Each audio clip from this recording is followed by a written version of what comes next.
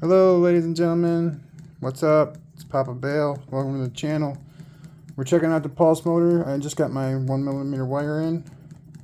And as you can see, I've changed out the big coil here for a smaller, I guess more powerful coil.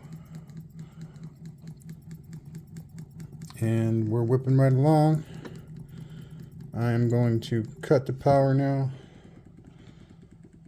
And we are going to see and back the reed switch out just a bit.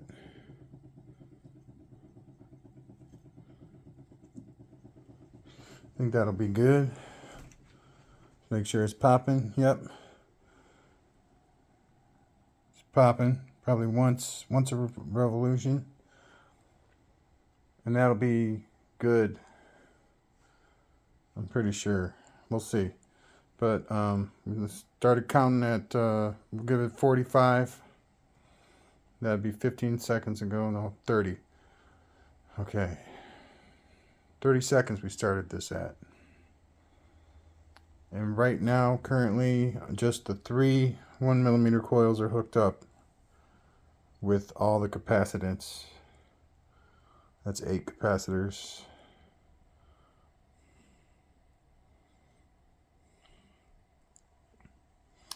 And now that the pulse is only going through the 1mm coils, maybe we'll get some extra distance out of this.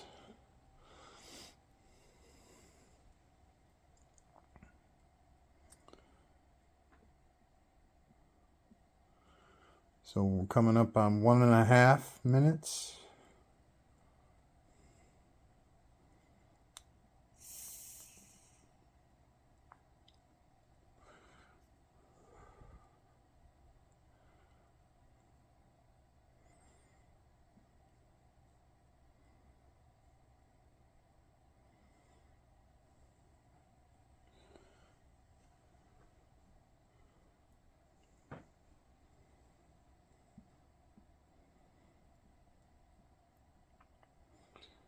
Coming up on 2 minutes.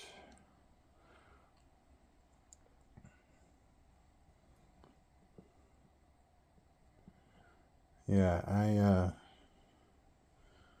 I'm just trying to make it go like a significant amount of time at a rate of speed that is fast enough to keep that light flashing. Anything less than that is kind of doesn't really count.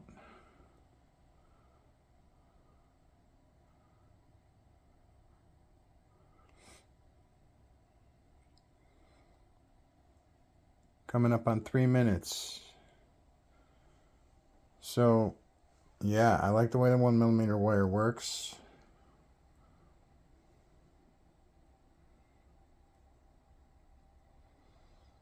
I like they all work good to me. I mean, I started out with the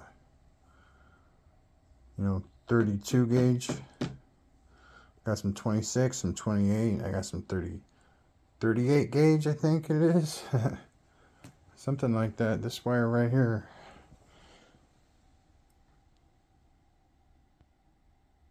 .36 gauge. No, 38. Yeah, 38.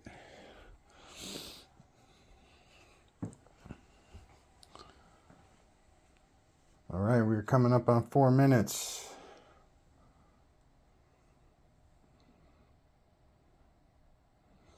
I just want to know if my theory about the reed switch is accurate. That when that it's charging all the time, but when it pulses, it's only pulsing the 3. Oh no, that's a different circuit. My apologies. This is very simple. This is charge and spend per turn. Well, no, actually, the reed switch, the way it is, allows it to spend, it looks like once or twice every revolution, and there's 9 magnets, so that's 2 to 9 or 1 to 9. And so what I'm trying to say is 9 of these magnets are charging. You know, they're passing a coil and they're creating an electricity, and only 2 of them are closing the reed switch, which is normally open. So when the reed switch closes, it spends some energy. And we are at 5 minutes. So I was right. We're going to get a little bit more than 5 minutes out of this. And it's because of the change in the size of the wire, change in the coil. And 2, because I believe I am right, that it's a 9-to-1 ratio generation to spending.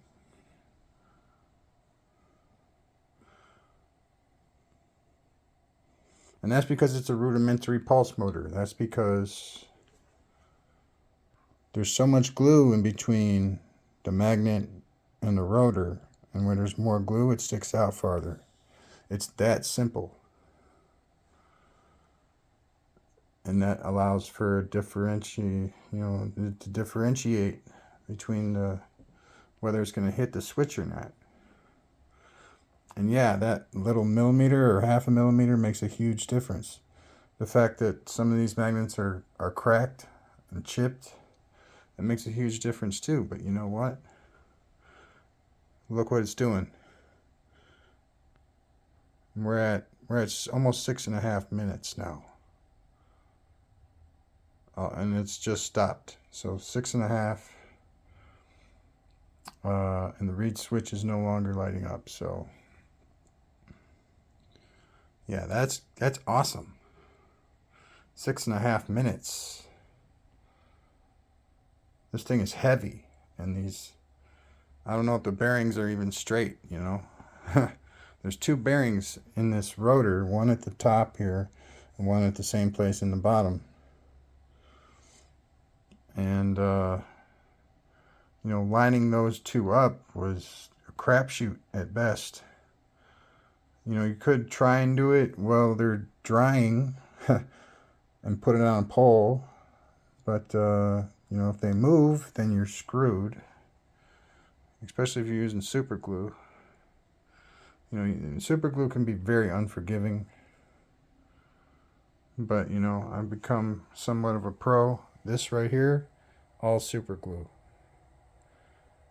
I consider myself able to use super glue. I mean, look at how close they are. You know that they're trying to move around when they're that close.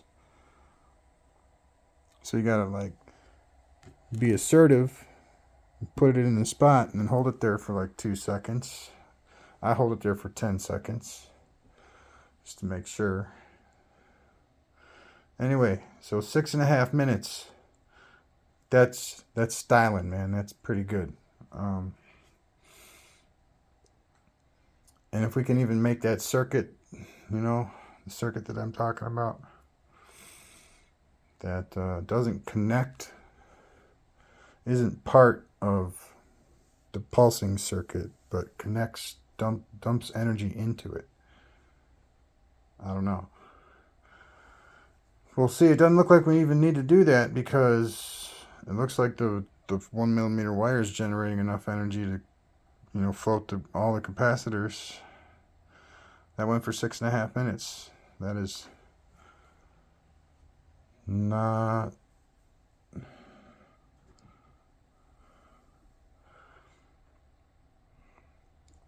easy to do, because it takes a lot of things. It takes having a good bearing.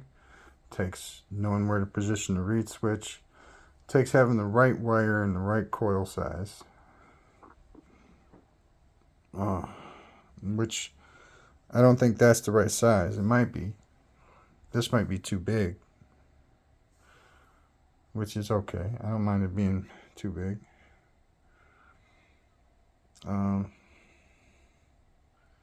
The capacitors, I mean, they're 4700 and 25 volts.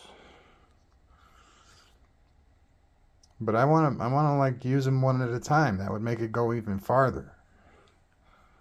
Might not be going any like special distance, but it'll be going farther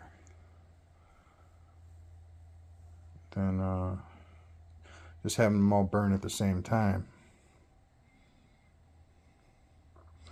Anyway, thank you very much for watching.